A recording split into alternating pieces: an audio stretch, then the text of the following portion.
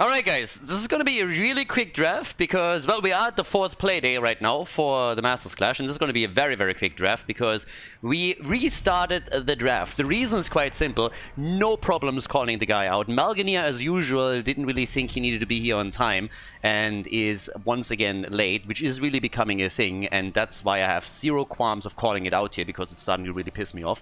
If you can't be in time and all the other casters and all the other players are here, kind of your problem. So right now we have once again a draft that needed to be restarted because, well, he couldn't be bothered to be here at the same time as everybody else. We already waited like more than 6-7 minutes and he was still not there. So yeah, that's why the draft is gonna wrap up very, very quickly. We got the MC Academy against Team RageQuit today. This is a best of 2, obviously, since we played that already for the past couple of days and weeks, and therefore you shouldn't be surprised by it.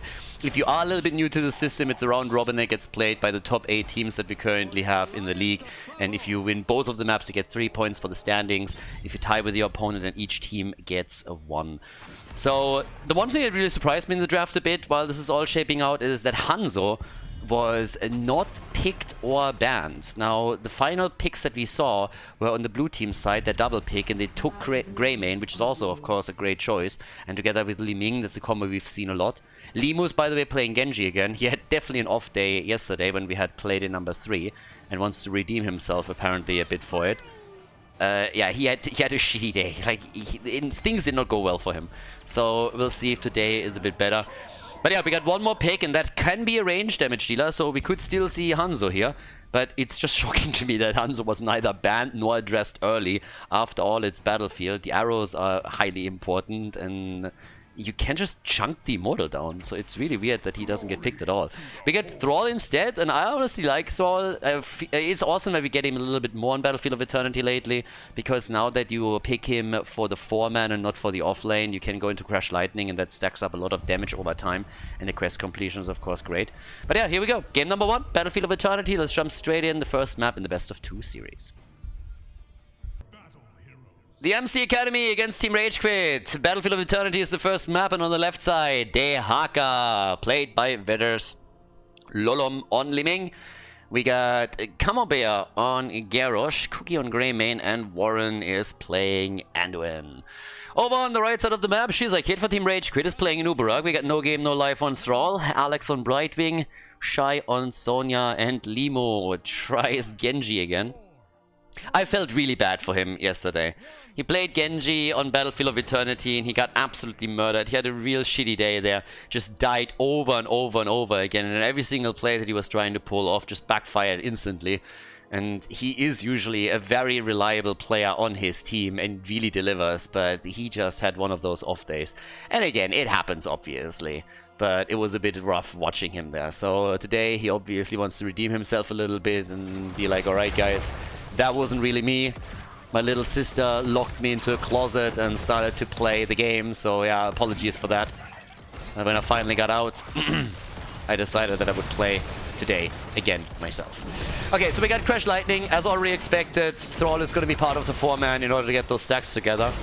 It's an insanely strong talent if you can complete it.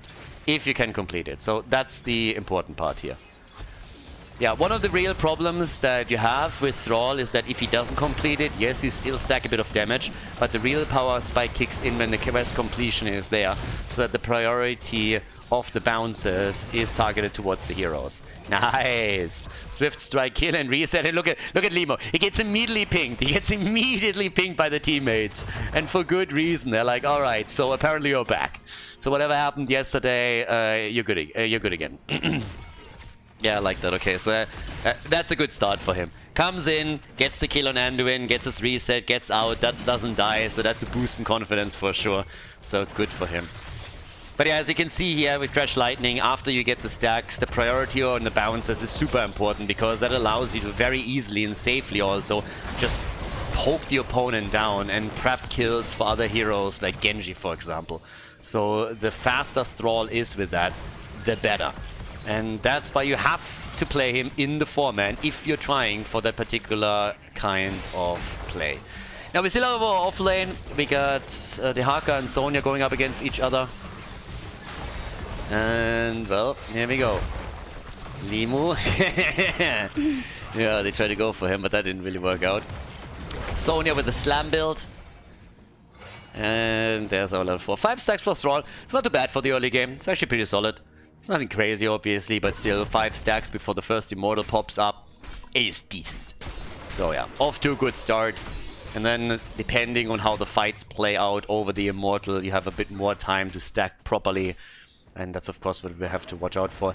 Indomitable is in. We now get also the Lurker Strain. We got Dominance for Li Ming. Camps are taken by both of the teams. Obviously, it's time for the first Immortal to pop up, so you want to create some lane pressure. Bit of a distraction where the opponent has to react or they're going to take structural damage. It's the whole game plan here. And, well, Immortals are up and already a bit of damage, but nothing too insane. Limu just double checking what's happening over here, and they're really trying to pressure with that camp. Camembert is looking to flank in with Garrosh and prep a kill, but that didn't work. And they're losing the entire wall here. Yeah, even that last tower doesn't really look too good. So that's a bit of a win for them. Nicely done. This is also, by the way, a battle between two teams. There's quite a bit on the line for both of them. So MC Academy is currently at the bottom of the standings. They really need a win to have a chance to, you know, slowly but steadily crawl their way up the ranking a bit. And Team RageQuit, they are still trying to push into the top 4. So if they start to get a couple of important victory here with the 2-0, then they can slowly begin to make that happen. So it's a really important 2-0 win for them. MC Academy has obviously a few other ideas here, but yeah, we'll see what they can do with this. Now, already halftime show is pretty much over. We have both teams with a very even hit points here. No big lead or anything. Everybody's just like poking this out. Thrall got a couple more stacks together. He is also now on level 4, stacking with a Frostwolf pack. So that's another one too. Yeah, Alex, no, Brightwing gets out. Brightwing gets out, but it seems like the blue team is going to take the Immortal. They might lose a hero or two in the process, but yep, there's the final hit as Li Ming says, well, that one's mine. Thrall got a few more stacks now too, so he's sitting at 9 stacks, which isn't too bad. And late game scaling is definitely a thing in favor of Team RageQuit. Now we also have the Ancestral Wrath. That's another nuke and a bit of sustain that you have for yourself here. Good for them. 50% on the shield. It's not too bad. They should be able to deal with this. Seems like the blue team, are they really trying to just go through the top here? There's already a rotation happening from the bottom of the map to try and help out. Could open the wall up, but I don't really think that they're going to get any serious damage on one of the forts. Genji jumping in again. Alright, Brightwing is also helping out. Stayed to the bot lane until now. Thrall isn't here, so that's a bit of an issue in the sense that he can't stack, but he's the one that they left sitting down to the bottom of the map. And he already pushed the Haka out, defended. Should probably try and take this one too. Yeah, the Haka just burrowed towards the top. They were trying to get a hit in on him. Don't think they could have even gotten a kill here or anything. Yeah, Genji's still fine. Limu still okay. Limu is still fine. Definitely a much better day for him. And they're going for Camembert. Can they get a kill here? I don't think so. If they can connect a few more stuns, then maybe. Wolf misses, by the way, so that resets the level 4 quest for Thrall. He's back down to 0. But he's at 11 stacks for his level 1. So that's not shabby, and it also, as I mentioned, increases his damage output. He's at 10,000 damage, which is pretty okay this early in the game. Oh, nice! The kill! Thrall with a bounce on the Chain Lightning is able to connect it with Garrosh, and that's a hit right here. Sweet.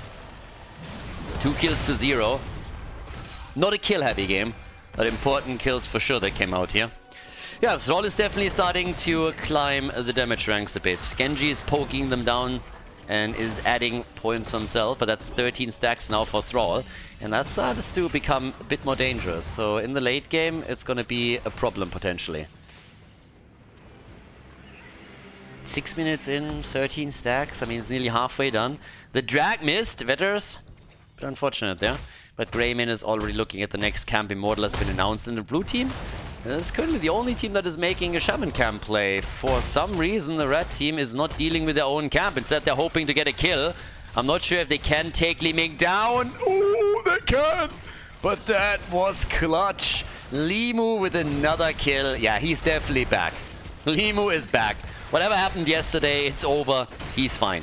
Now we got Sundering, we got Leap after the Anubarak engage, and then they got the entire fort at the top. Here comes the pause, because apparently, yeah, Lolom disconnected. Okay, so hopefully he's going to be back quickly. Anduin was scared shitless and left the game even. That's how scared he was, which is pretty impressive, honestly. But then again, Anduin was always a little bit on the scaredy cat side. So with level 10 and the 3 kills to 0, look how far ahead they are in experience. They have 1.5 levels on the blue team.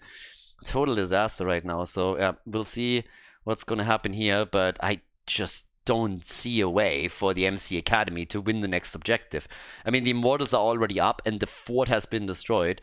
So yeah, once that Anduin back, we'll see how they can deal with this. But things are definitely not looking good this early on for the MC Academy. Alright, the good news, Warren is back, and also we had a bit of a bug here in the overlay. As you can see, the teams are both on level 10. So previously in the break it showed the blue team on level 9 with 0 experience on the progress bar, and that was a problem with the pause system. So apparently the game got paused just as they were locking in the level 10 ability, or the level 10, and somehow in the overlay, if you just hit the right moment when you press pause and before the number switches, the XP bar gets depleted, and it looked like they just hit level 9. But yeah, so that makes things a little bit better. I was already kind of surprised to see that there was such a big gap in experience, and asking myself, where exactly did that come from? It's only 3 kills so far. But yeah, that makes more sense. So here comes the light bomb as Greymane makes the approach, and they are going full fiesta here. I mean, fireworks all over the place, as we have everybody looking for kills. Seems like Genji might fall here. Limu is able to get out though. Good for him. Able to escape here, but Troll, he's dead. Didn't even get a stack, by the way. Even with him completely surrounded by the opponent, he didn't get a stack. Now it's a 5 versus 4. So the MC Academy is fighting back hard here. Good for them. Yep, and the Haka gets blown up too, so it's a kill for a kill as Greymane is starting to take the Immortal down. Li Ming obviously hoping for a few more connects, but it's a victory for the red team. They win the race with 560 hit points left on the shield. So it is a tiny shield, pretty much non-existent. But let's not forget that they already took a fort down a bit earlier here, so that's a win and a half. 4 kills to 1. Thrall is back, so now they got the 5-man down here at the bottom of the map as they can once again go for the wall. But yeah, so far, good stuff. I don't know what a Nubra... They dropped him into the vent. The Nubra gets killed, and then they just simply drop his body down the vent. It's like, see ya! Easy kill. Poor guy. It's one thing if you're getting killed, it's a completely different thing as the opponent disrespects you so much that they just throw your corpse away to never be recovered again. Leap and Sundering, yeah, that didn't really do enough for them. But they got the fort, and that's already a win. Thrall, on the other hand, he's down, so yeah, that's another one. They should have just fallen back here. I don't know why they are still playing this out. Seems like we could see another kill. Nope, Brockwing is ready. But boys, don't fight this. There's no reason. You took 2 forts out, you had an experience. Take your losses here. Yeah. There's another flip.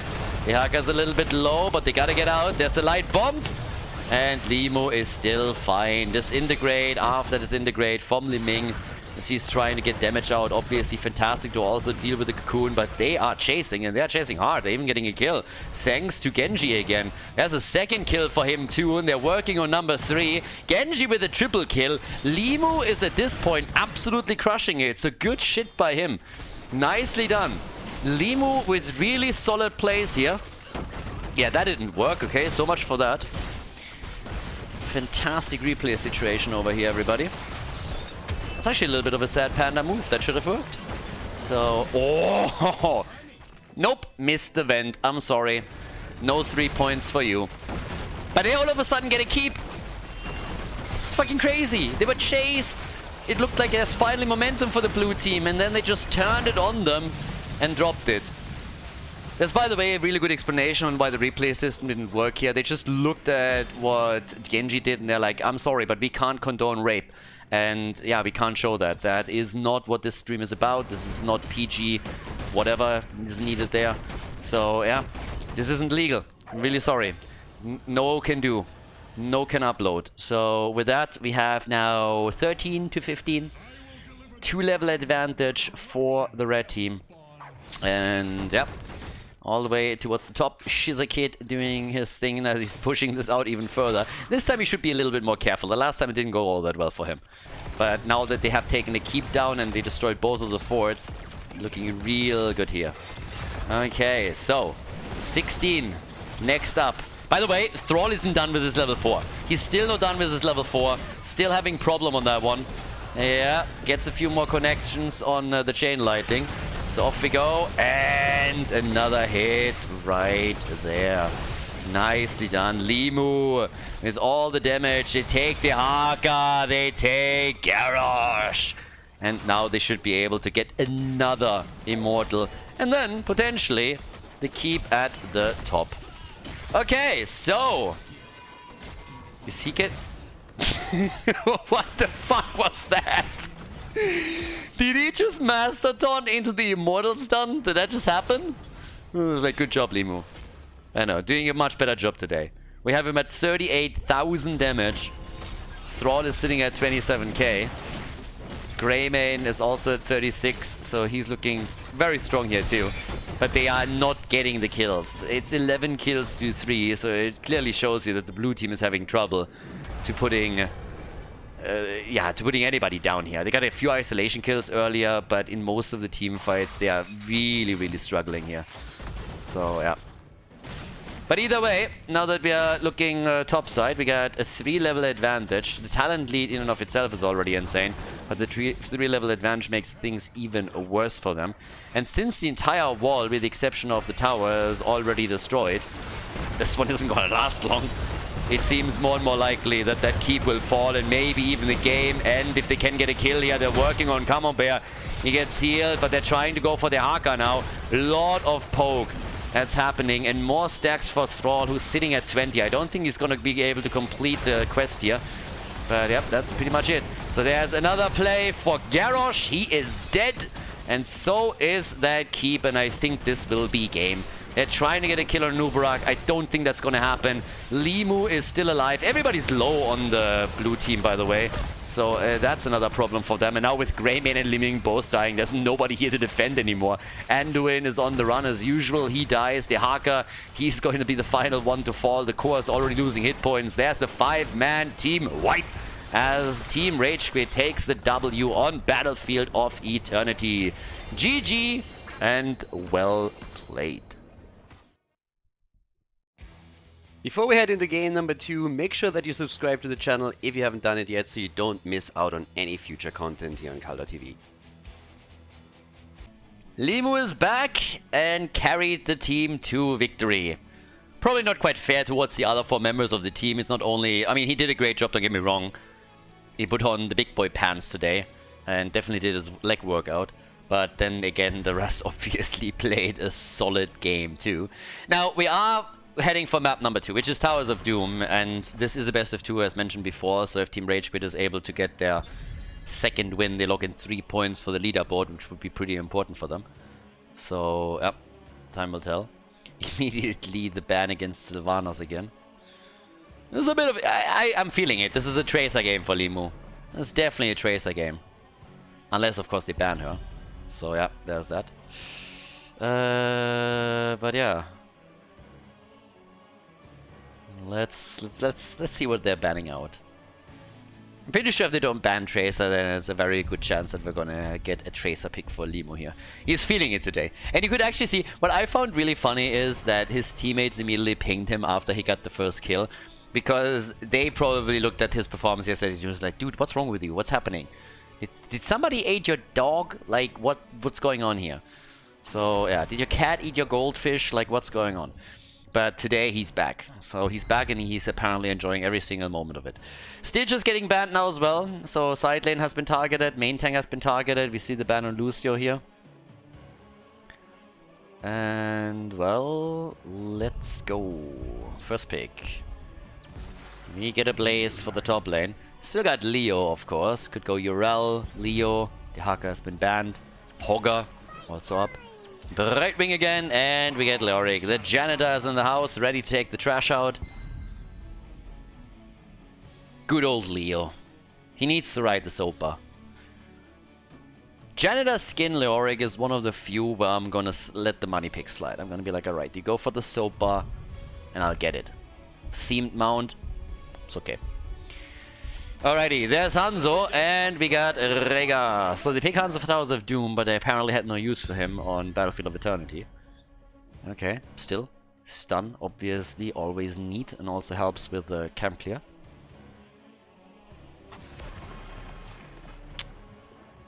Yeah, Dibbles gets banned out again against Camembert. And there's a Genji ban. Tracer is becoming more and more likely here. Okay. Are we getting a Tracer pick? Also, what's going to be the main... we have no main tank yet, so Muradin is still up. Could go for Muradin. Garrosh could be picked again. And Nubarok is up. There's the Tyrael and Tracer combo. I like it. Yeah. Awesome. Tracer in the house. Limo's feeling it today. And off we go. That leaves us with one additional pick that they have, of course, and that should be another range damage dealer. But the blue team is going for the double pick. And yeah, we still need them with a tank as well. Could be Muradin.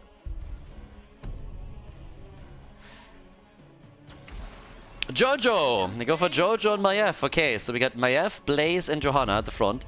Hanzo's the only real range damage dealer. But then again, Maiev obviously is chunking heroes down pretty aggressively too. So that's another one.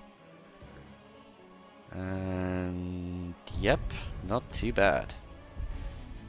That leaves us with the final pick. And it's Lunara. Alright guys, game number 2. We got the MC Academy against Team RageQuit. And with that, we are gonna piece straight into Towers of Doom, our second map of the series. Towers of Doom. Alright, party time. We are... oh, sorry. Oh, my apologies. I will unban you. I did not realize that. Sorry, that is my bad. Yeah. I hope you're banned now. Alright, I didn't see that. Apologies. Alright, I'll take everything back.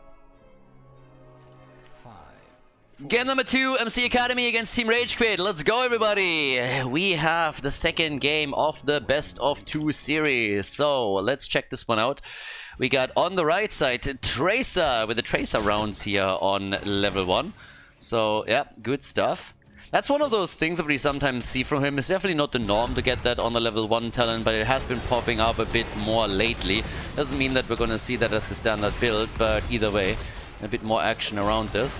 Now, at the same time, though, we're having not really a lot of kills in the middle. Just a bit of normal action as Limo is already showing Hanzo who's boss over here.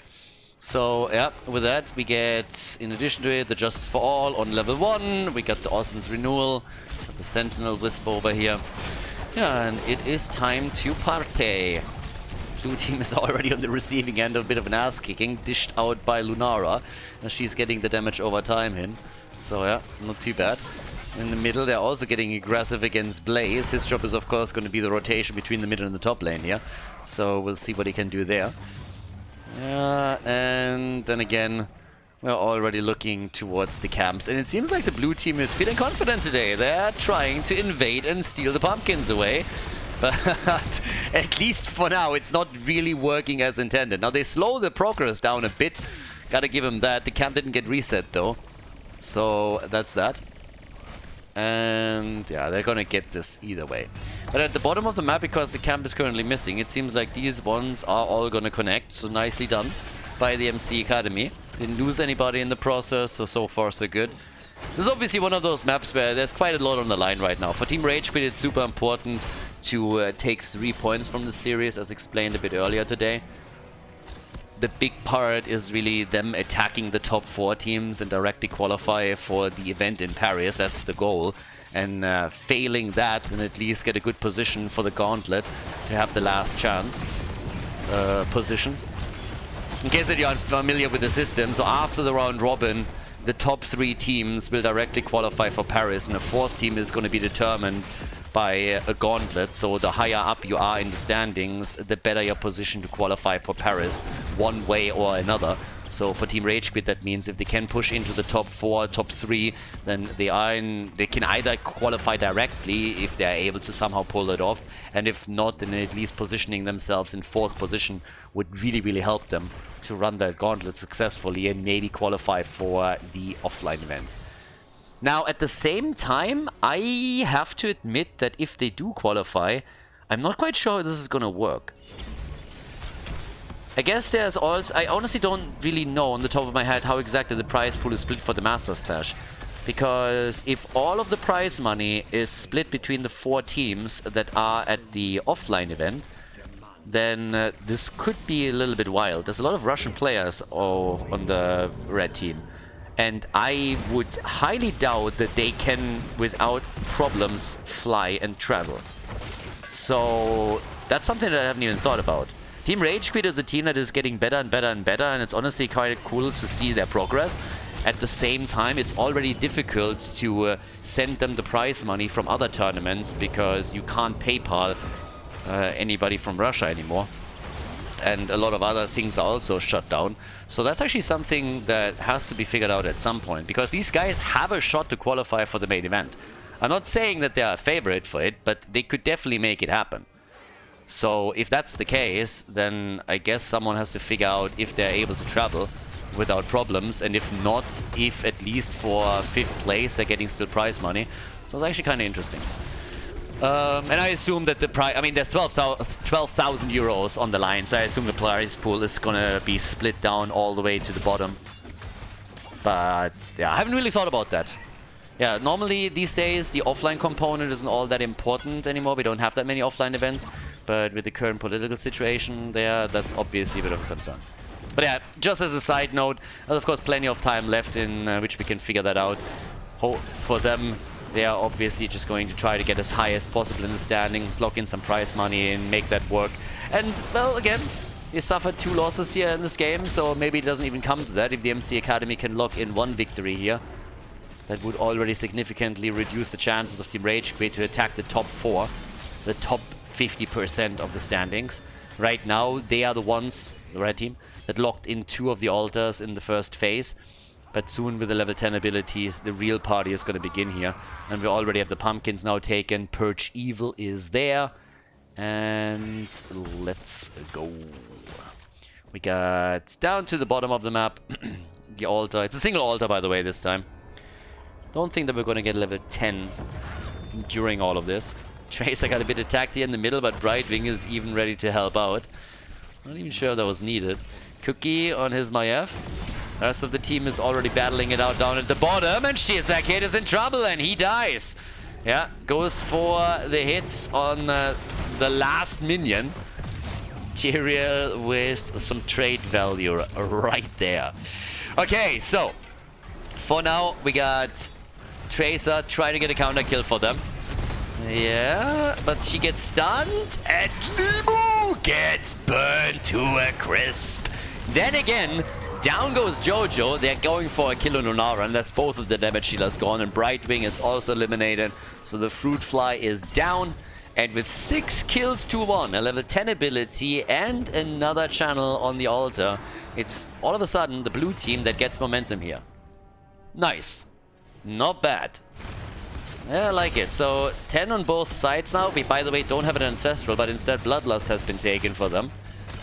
But I gotta admit that this is kind of interesting, because I didn't really believe that the MC Academy would come back into this, but they are making this one very interesting. And again, for Team RageQuit, 3 points in this series are super important.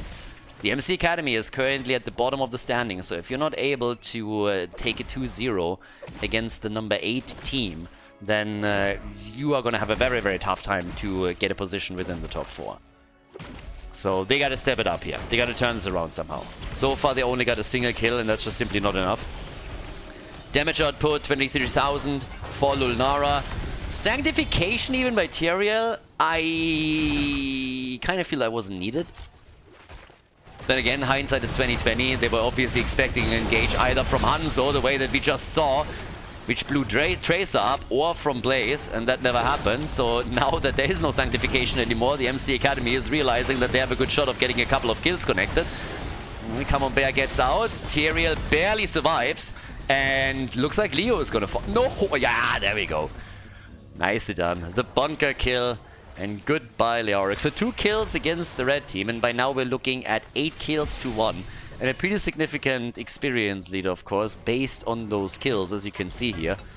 That's an additional 4,500 XP just because of hero kills. Now the red team makes up for it a little bit by having a better mercenary score and also more minion experience. Yeah, but actually now that another wave got locked in, they're evening this out again. The level 13 talent is the bigger problem, though. Yeah, easy exchange, top left, top right. Down at the bottom, they tried to go for Rega, but the tether from Cookies Maiev made sure that Tracer couldn't close the gap.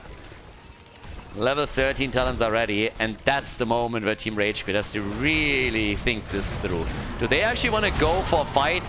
Blessed Shield miss, but they still get the kill, they get the double, they're looking for the triple, and they get it. Tracer is down. And with that, we now have 3 kills locked in for the blue team. They're absolutely murdering them here. They're absolutely murdering them in that situation.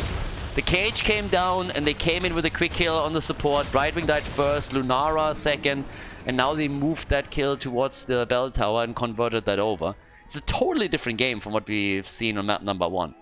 I mean, they're crushing them. They're absolutely crushing them. They're 2 levels ahead right now. So this isn't even close. Whereas on the first map, it was a bit of a back and forth with Team RageQuit just clearly being superior in team fights. But now that we're heading into the second map, the blue team is just destroying them. Absolutely destroying them.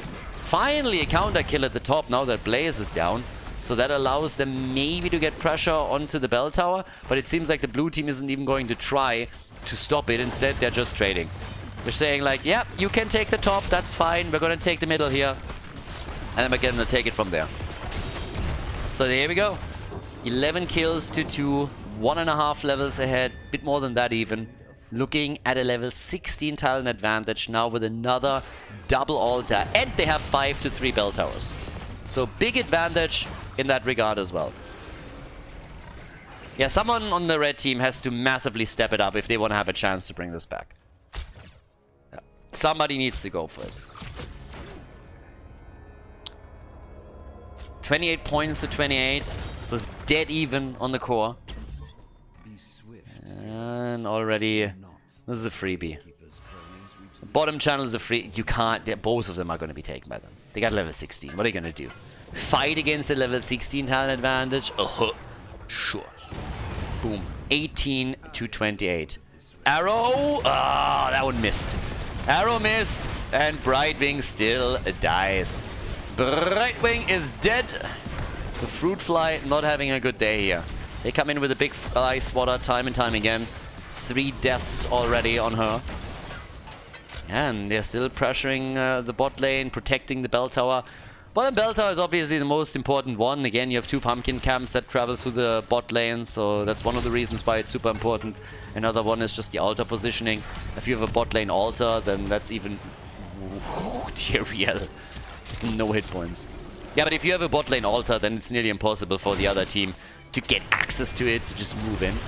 So... But okay. So by now, we got 41... Oh my god! Again! Yeah, that Bloodlust didn't do anything. They were already dead. But 3 pumpkins are now connecting now that Leo and Tracer are both down. That's 15 points on the core. I have no idea what happened between map number 1 and map number 2, but the MC Academy is just playing out of their mind here. Full control of the map. 4 bell towers to 4 at this point. Bit of a weird split, but still, it's a triple altar phase. If you take 2 out of those... 16 versus 16, so good for them.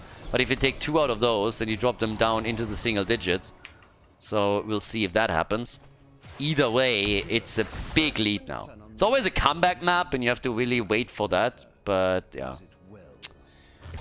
Okay, another arrow, and it misses again. Yeah, these arrows are really not quite on point. Tyrael even with the Sanctification because they want to take that bell tower back. Just in time for the objective. And they will be able to pull that one off. So they have a 5-3 bell tower situation now. But it was still 4 shots fired. 4 shots fired by the red team, but only 3 by the blue team. That feels a bit bad. Yeah, they missed out on one. So now it's 24-12. They're still doubling the core points. But the fight got a bit more interesting. Seems like Team RageQuit is finally getting a foothold on this map. They have the advantage in bell towers now, and with another 5 points, it would put them down to 19. And he gets the shots. Nope, he doesn't. Gets interrupted, but the kill! Tracer! She gets saved by Brightwing, and Leo is gonna die. Leo dies, and it seems like the blue team is not giving up on this altar just yet. No, they are fighting this out still. So now they're going for Shizakid again. It's still a 4 versus 5, but they are fighting it. Yeah. And off we go. Warren already in position. Yes, and there it is. Bam! These arrows, by the way, are not hitting anything. They're hitting jack shit. Arrow goes down. At least the shot's hitting the core. But that's another 3 only that they were able to connect. Still, they dropped them down to 9 points. Good for them. Single digits on the core now. But Hanzo... Yeah, Lolom had a drink or two before that started. That's going to be a mace to the face, isn't it? Yeah, Leo with a kill. Once another one gets the entomb. Cookie, low, cage. Trying to protect himself here, and does. They're actually still alive. Oh, 20 hit points, and then it's the damage over time from Lunara that takes him down. Yeah, they're fighting back. Finally a bit of an attack. The funny thing is that they could technically try and get the barrage started. I mean, they're claiming another bell tower, so it's 6 bell towers to 2. That leaves only the one in the middle up. So this is getting interesting. 16-5 kills, 74,000 damage from Lunara. And now they're taking the pumpkins too. This all of a sudden became interesting. MC Academy, way more kills. Way more successful on that. But we still have 19 on both sides, and in addition to that, it's now a problem in the middle of the map. Because you have no bell tower control. There's just like no map control for them. There's no real position that they hold here. What they need is to win another team fight big time and then start to retake some of these bell towers. So Towers of Doom is always a late game map. So we'll see how this is going to play out now. At least the pumpkins are eliminated. And Rega has taken the top back. So they are starting to get there again. 5-3. Prevented the worst. Level 20 is in. But the comeback is still possible. Hunter's Orb is in. We already got the Gladiator's Washout. And again, the Blinded by the Light for Johanna. So no upgrade. Brightwing. Ah, there's the kill. Tyrael is dead too. Alright, that's exactly the fight that they needed. If they can clean up now, they should have a very good chance. Nice entomb from Leo. That was a good thought there. It didn't quite do what he was looking for, but he still hit 3 heroes with it. So that was a solid chance that he can save the target. Lunara still alive and doing her best, but now they need to take some of these bell towers back. We have a single altar up on the map, so if they at least retake this one, they can put it down to like 4 points. Not sure if they can get more, but yeah, that channel has to definitely be cancelled. Don't get too greedy here. It's not like they're gonna fight for this one. This one's taken 4-4, and the shots are fired. I love that the red team is at least attempting to retake the top so that they get something out of that situation. I suppose they can trade here, but the bottom bell tower is now going to be lost. It's very nice back and forth now. A lot more intense than what we saw on map number 1. Holy Arena in... Oh, the Speedy Dragon. Yeah. That's a talent that Anduin wants too, so he can run away faster. 87,000 damage now. Shizakid. Careful, bro. You don't want to be there all alone. And he gets at least some reinforcements. Can we get an entomb? No. Yeah. 4 bell towers to 4. 21 points to 5. Boss is also up. Let's not forget about that. We have a boss up on the map that could be used. Here's the ult from Rega. And Brightwing is dead again. Trashwing is just dying over and over again. Leo is also activating his trade. Good damage from Lunara at least, as everybody on the blue team seems to be willing to stack up here. Limu tries to get away, but Rega stops him cold. And they are just continuing with the boss. And it's like, yeah, well, let's just start that too. Lunara is dead. They just drop everybody here. Tyrell is the only survivor, and he, of course, can't do anything. So now we're gonna get the boss taken. That drops them down to a single point on the core. And with the double altar coming up, that's a victory. That's a win. There is nothing that can be done now. 27 seconds for Brightwing, 21 seconds for the altar. So Brightwing will be back, Leo will be back, which means it is a 3 versus 5. And we have pumpkin control. So that's a total disaster. Have fun trying to control both of these turning points. They're looking for a kill. It's the only thing that they can do. So they're trying to go for a bit of a weird fight. It's a Hail Mary move that they have, but they're losing Leo immediately again. And it seems like Tyrael is also going to fall. Brightwing could move. Nah, not even that's happening. Yeah, that's game. That's game. So nicely done.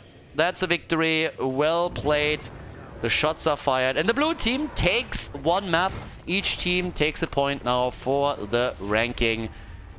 Both pretty much losing. GG. Well done.